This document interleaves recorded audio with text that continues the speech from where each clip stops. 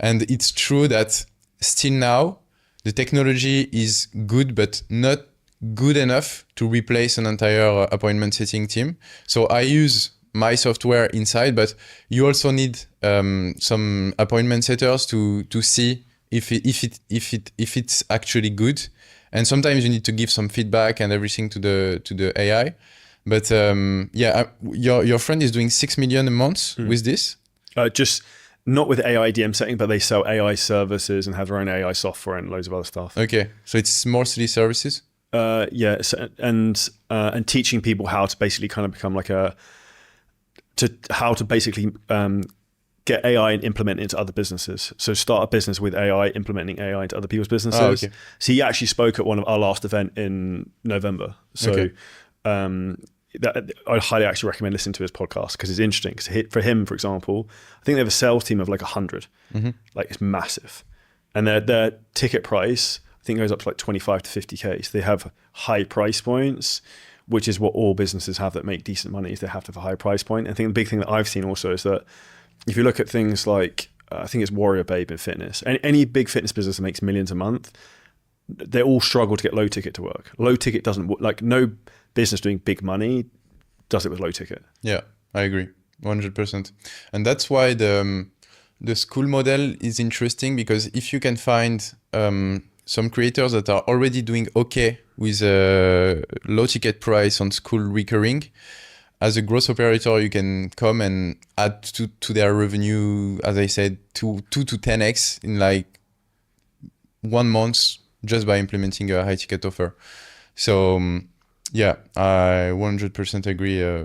Like the low ticket is not really working, especially with paid ads. And if you can find some creators that are already having this model and they are doing okay, they have huge potential for high ticket. How important do you think paid ads are now? That's a good question. I think it's still like it will work forever, but as I said earlier, the cost per lead, the price of advertisement is increasing on every platform, and it will not decrease over time. For me, it has worked really well. I could not have scaled to 400,000 cash collected without paid ads. But I would say that you need to test a lot of things to find what works before scaling. That's one mistake that a lot of people do when they start paid ads. They expect that by doing a few creatives, they will find a winner and everything will go smoothly. But usually you need to test a lot of things, a lot of hooks, a lot of hangers to find one that works and then go all in on that. And so I would say it's working. You just need to test a lot of things, have a good creative team inside to be able to produce every week a lot of things.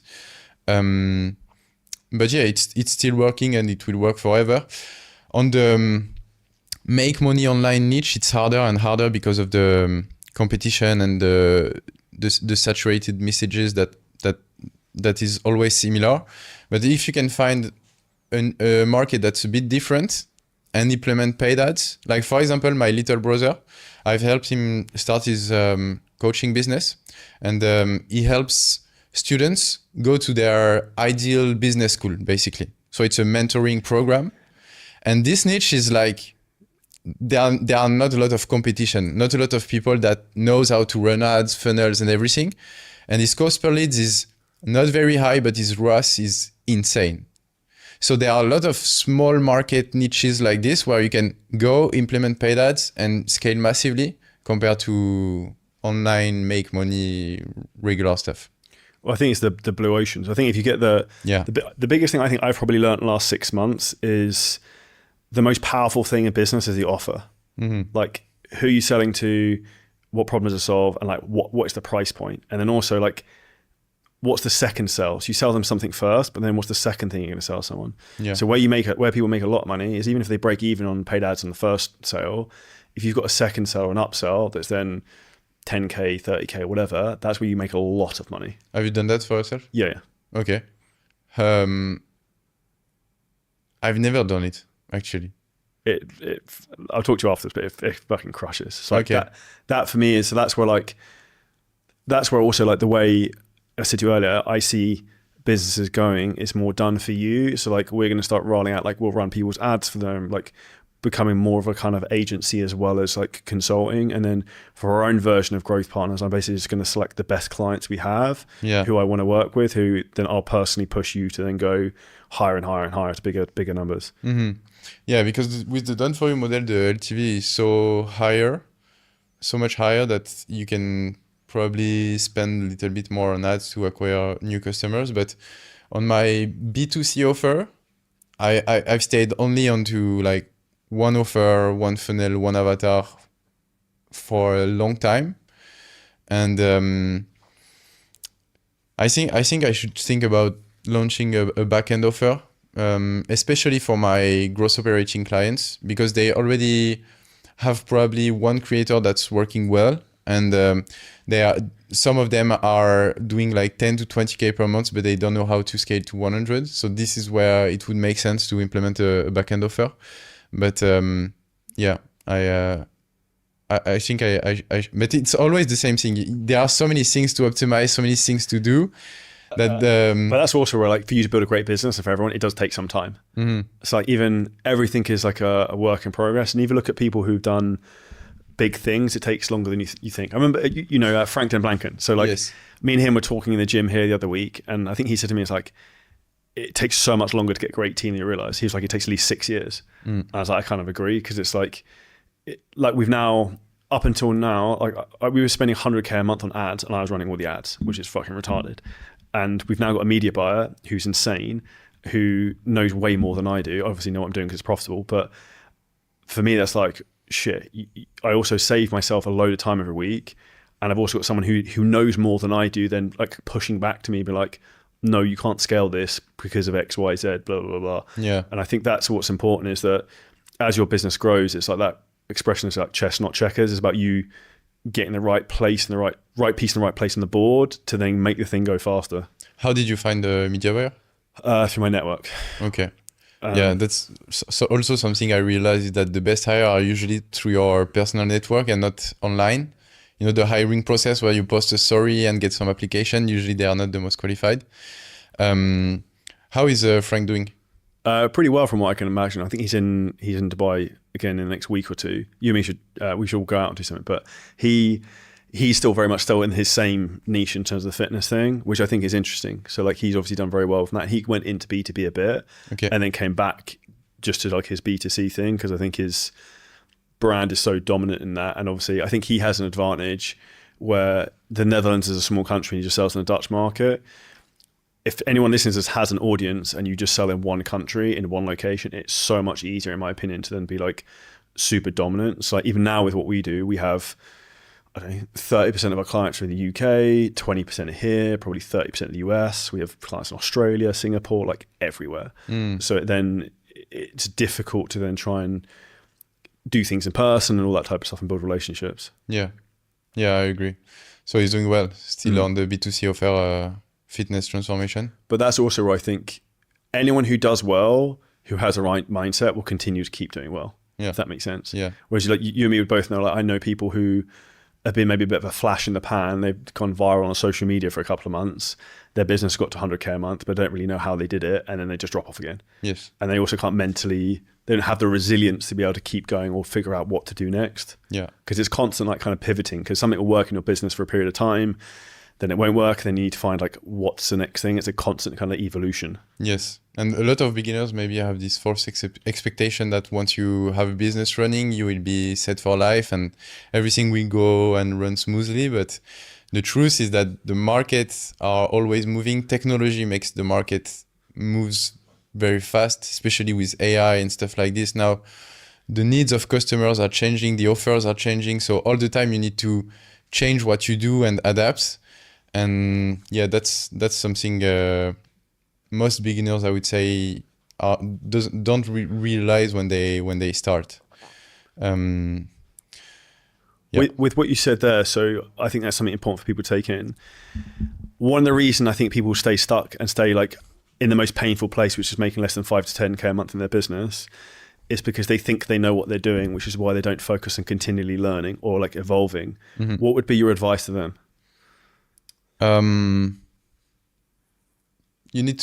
would say you need to find a good mentor.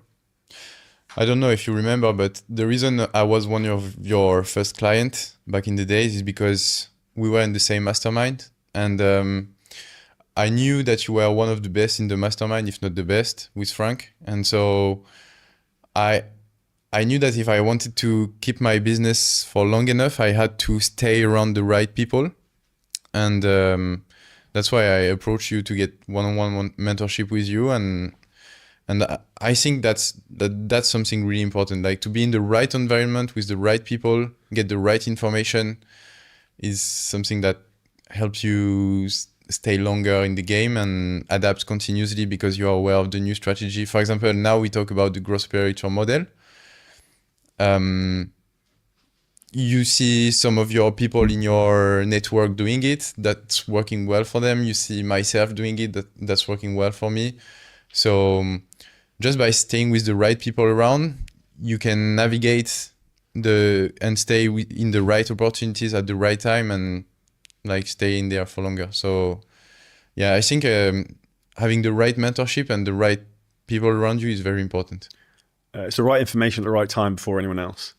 So like if you know the right people, they can see the iceberg before anyone else, or they can have the intuition to probably know what's going to happen, and then can kind of give you the awareness of like, I think this is what's going to happen. Like, for example, I've been saying for the last 12 months, and it's already happening, is that because of AI, all the low ticket coaching businesses will be like wiped out because people can just make workouts on ChatGPT and diets. Yes. So like, which is why you need to kind of go premium in terms of your branding and what you want to do, because people always want coaching because they want accountability, they want to kind of have relationships, but you need to come away from the bottom end of the market, because that bottom end of the market is just going to be cannibalized, in my opinion. And you are doing low ticket to high ticket funnels, right? So we do a free course, which then just basically gives loads of people a load of value. If you want to get access, there's a link below. And that's done phenomenally well. And we've run that for maybe about 2.5 years. And which is a long time to run a strategy, but it continues to work for us. Okay. So we run on like a paid strategy. We run that. We run VSL funnels, and then we run like boosted follower funnels. Okay. The VSL I like the most. It's the hardest to pull off, but I like it because the tracking is very dialed in. To be fair, so is the free course. I've toyed before with charging for the free course, but I personally would rather just like give it away for free, and then like the best people come into it, get a load of value from it, and then they naturally kind of come through to you anyway. Like, I believe in like reciprocity kind of selling. Yeah, makes sense. Do you talk about your pricing openly, or? Yeah, we talk about openly in terms of structure. It's like what we do is our beginner program, Fit Pro Launch Systems, is like $7,500, and then our main program, 7-figure scaling systems, is $16,000. It's about £12,000 for 4 months, and then we have other kind of like back end stuff from that. Okay, and the one thing that I've noticed also, which is why we get really good results for people, is we do 16 weeks to start with, because it gives people a defined amount of time to be like, fuck, I need to pull my finger out and do this. And that's the biggest issue I see, is that like money loves speed, poverty loves indecision. So like the reason people aren't successful is because they just don't do things quickly enough or execute. Like you said earlier, you like just fucking really like execute things quickly. The reason people aren't successful is because they just take too long to do anything. Yeah, I agree. I agree 100%.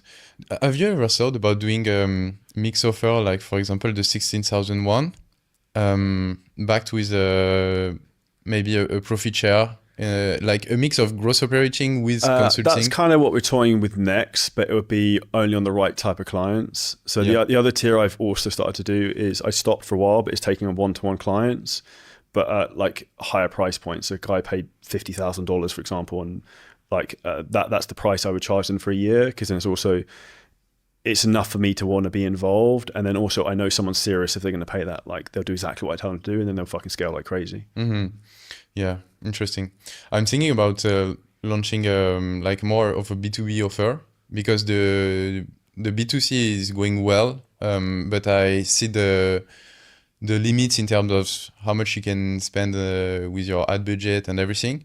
So I'm thinking about launching like a 16,000 offer and 16,000 euro like you do, and something that they pay yearly and renew every year. And on top of that, we had like a growth operator model where we do their VSL for them, we run their ads for them, we write everything, and we take maybe 20 to 30% of profit share. So this is like something recurring every year, 16,000 plus 20 to 30% profit share, and we help them scale done for you. Do you think it's a good idea? I quite like that, to be fair. The only thing that would concern me is if you had people sign up who then were retarded and then just didn't do the thing, which is why my personal preference is I would only offer it to people and not allow everyone into it, if that makes sense. So like the way I would do it, it'd be like, okay, cool, we can take you into a growth operator, but you have to be competent enough to say get to 40,000 euros a month in your business, and then we'll come in and then we'll do everything for you. We'll take you on as a client. Okay. But this is the ceiling where you have to get to your, like, we will consult to you, but for you to, like, us to come into the business, then you have to be competent enough to be able to get here on your own. Now, I'm not going to sound like Stephen Bartlett, but I know a lot of people coming onto our podcast and who are not subscribing, but still enjoying the content. If I have one small ask for you, it's please hit the subscribe button. It'll help us a lot. Okay. And how would you balance the two funnels? Like, should I, if I do this model, should I slow down the B2C and only focus my content and my funnels and everything onto this B2B offer? So either it's 16,000 yearly, either it's 16,000 plus the profit share. But should I give up the B2C, or should I do both and run two funnels at the same time? This is what I've tested a lot. So this is interesting. So it's much harder to sell high ticket, like a 16K offer on paid ads than it is to beginners. So what I would do is I'd position your organic content to the 16K people at the higher level stuff, and I'd run the ads to the beginners. Why is that the beginner ads will convert really, really well. You hopefully can upsell people then into the second thing anyway. And then the organic stuff will convert the high level people. But what will happen is the ads will bring people in anyway, who will then see the organic content that's more for them anyway. And it will kind of help to convert. Because I know, for example, I think like if you know like Cole Gordon and people like that, I think their CAC is like, cost to acquire customers like $6,000 or something on their, I think it's like a 16K offer or something like that. So the cost to acquire a customer on those type of programs can be pretty high, whereas like the lower ticket stuff can be way, way less, and it has a bigger market as well. Okay. So that's probably what I would do, because we've kind of found the same thing where I was like trying to position ads to like high ticket people, but then a lot of like, I wouldn't buy from a cold ad a 16K program, something I don't know. Like you wouldn't, right? Yeah. But I would do, if it was from a targeting ad, I would, because obviously I already know the person, which means the organic content is really the thing that matters more for the high ticket stuff. But for the beginner audience, you can kind of pull people in who are fresh. I also see particularly, I said we've got that funnel that we've run for like 2.5 years. I could see in Hyros that we've had clients sometimes who people have signed up, they opted in like a year and a half ago. Wow. So it's a long fucking buying cycle sometimes, which is why if you do the same thing for a longer period of time, it's easier. And then also the thing I found is that we've had clients leave and then 6 to 12 months later they come back. Okay. Which is I also found very interesting. Okay. And how do you nurture them usually? In terms of the clients coming back or the higher ticket people? High tickets. My opinion, it's like the 7-hour rule from Google. It's like long form content. If you can get them to absorb something that's really high value, even if it's like a short 5-minute training video that you like, you watch something like, yeah, this guy fucking knows what he's talking about. Like that's all you want, because then like, I said earlier about the media buyer. Yeah. Like I'm like, he said something to me when I first spoke to him. I was like, yeah, he knows stuff I don't know. Like, so I'm like, I'm in. So like, that's kind of what you want to happen, because when people have that realization of like, there's this ignorance tax they're paying of all these things they don't know that's holding them back, but you've got the fucking key to unlock that for them. That's when they're like, I need to message Antoine. And if you do that and also then have shitloads of like undeniable social proof and authority, it's just like, you've done it yourself, you've got all these other people who've done it with, then it's kind of like a no-brainer. Are you in a mastermind at the moment? I'm not at the moment, but I do some stuff with Alex Ramosi and his team. So I go out to Vegas every 6 months or so. Okay. That's at the moment. My big thing at the moment is I pay for like consulting with people. So we consult with someone on content at the moment, and just trying to hire people who are really fucking high level. So like the media buyer who's come in is expensive, but like really good. So it's more at a certain point, and it's also one of the reasons why I like doing the podcast. a certain point now, the people who I want to learn from, I can't just pay because they don't need the money. Yeah. So like, there's a guy I'm trying to get on the podcast because I just want to interrogate him for like 2 hours on what he does. And for me, that's one of the values of also doing this, and also personal brand, and also getting to document like kind of behind the scenes of what you're doing. Yes, I agree. Sometimes it makes more sense to have a dinner with someone that's really high level and invite them compared to paying for a full mastermind. It depends from your position and your network, but I would say the more you get into this space, the more you know the right people, and taking advice from more masterminds won't change like your business overnight. Well, it comes down to execution and then skills. So like probably the biggest epiphany I think I've had the last 12 months as well is that it's actually really easy to learn skills. Like, provided you're not fucking retarded, like anyone can learn to run Facebook ads, make content, do whatever. What's really hard is to build the mindset of someone who can make like $1 million a year. Like that's the difficult thing that most people can't do. Yeah. And that probably, boy, I think the easiest way to do that is actually being around other people who are doing it, because you see how they behave, you see what they do, you see how they act every day, and then you can kind of just mirror. It's like success by osmosis. Yeah, yeah, I agree. What would you say is driving you now? Because you have the nice villa, you have your family. No, actually, what did it change for you to have a child? Transparently, it wasn't planned, but I'd always wanted to have a child. I was kind of concerned whether I would be able to or kind of not. And it was ironically, it was a big shock because my partner's name's also called Charlie. She basically, we were in Las Vegas at the time, actually for an Alex Hormozy thing, which is kind of random. And for Valentine's Day, she gave me this bag. And in the bag, there was like 2 baby boots and like a pregnancy stick thing. So I found out she was pregnant on Valentine's Day, which is kind of random, like fucking weird, right? So, and this is what's even more weird. Inside the boots, I always liked the name Carter. I originally always thought I'd just have a son, so I can call him Carter. And then we had a daughter who I just called Carter anyway. And then in the boots, dude, it said fucking Carter. Like Crazy. That was a brand. It was like Carter's, yeah. So I was like, that's fucking spooky. So it wasn't planned, but it's always something I kind of always wanted. I think how it's probably changed my perspective on things is things that would piss me off massively, piss me off less, if that makes sense. So like, one would be like, I don't know, people talking shit about you on the internet for like fucking no reason. Like, I'm sure you've had it. I fucking get it all the time.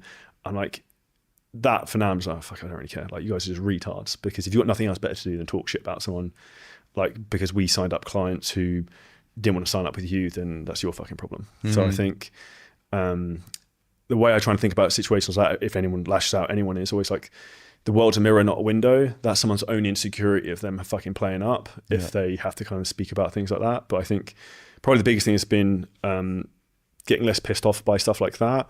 And then also thinking longer term, if that makes sense.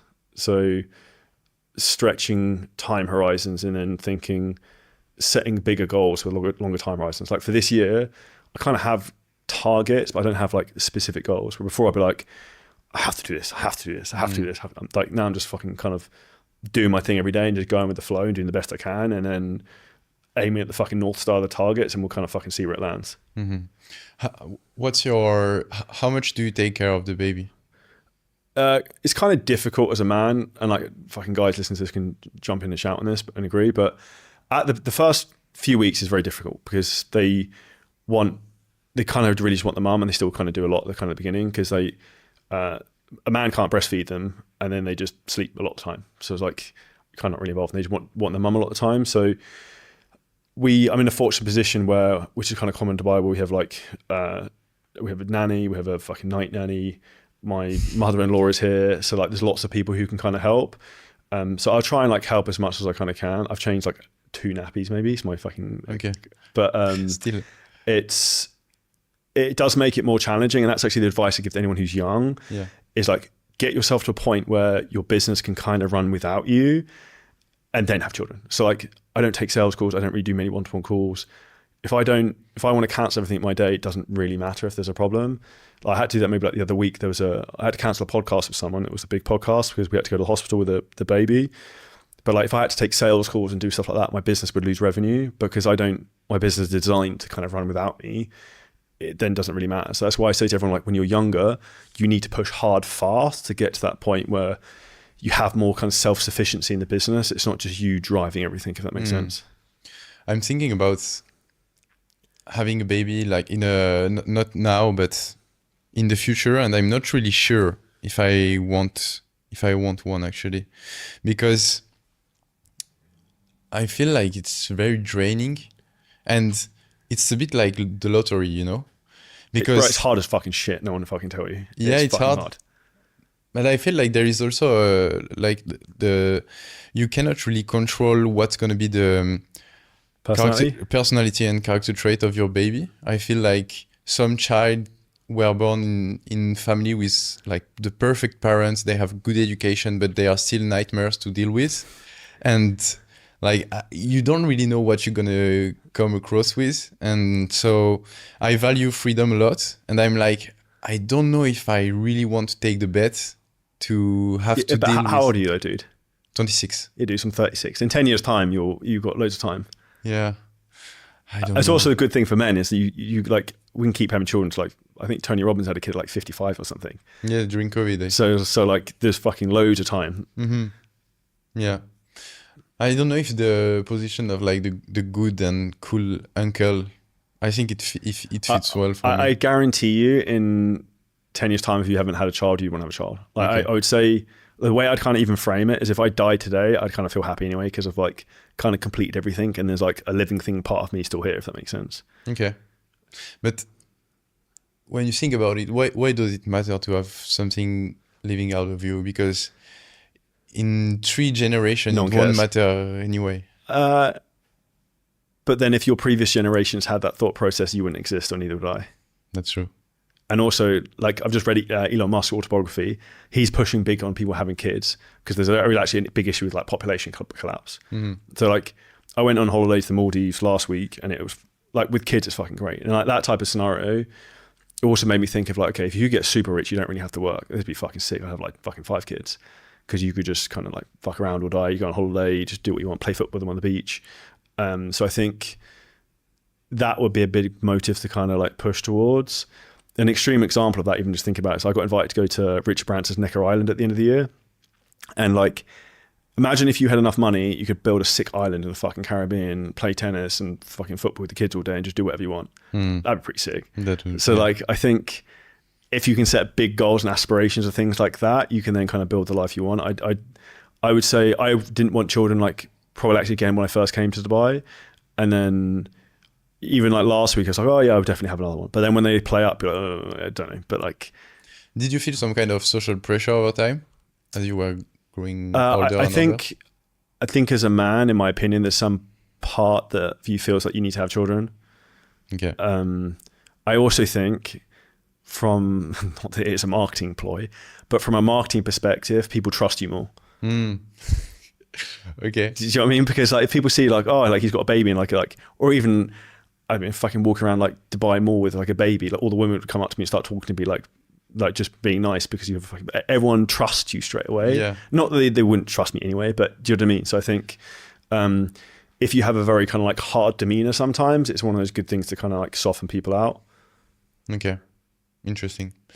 Yeah, I'm not against, and I'm not 100% sure now. I'm still in between. But I always ask when someone have a baby, what did it change for them? And it's way, way, way harder than people talk about. No one talks about that. Everyone just talks about the good shit. It's difficult. Okay. And it's like, this is only the beginning. Yeah, but I think the beginning's the worst. Okay. So like for me, it's also kind of like the older she's getting, she's only like 4 months old, the more fun they kind of do stuff. Whereas at the beginning, they kind of can't do anything. Yeah. So I think when you can actually, what I'm looking forward to is when you can teach them things and they can start to, I don't know, play tennis, they can play football, you can like, I was also thinking how sick is this, is you can build a little protege. Like remember she was only like maybe like 8 weeks old and I was sitting outside with her on my lap and I had like my headphones in, like voice noting AI, all this stuff.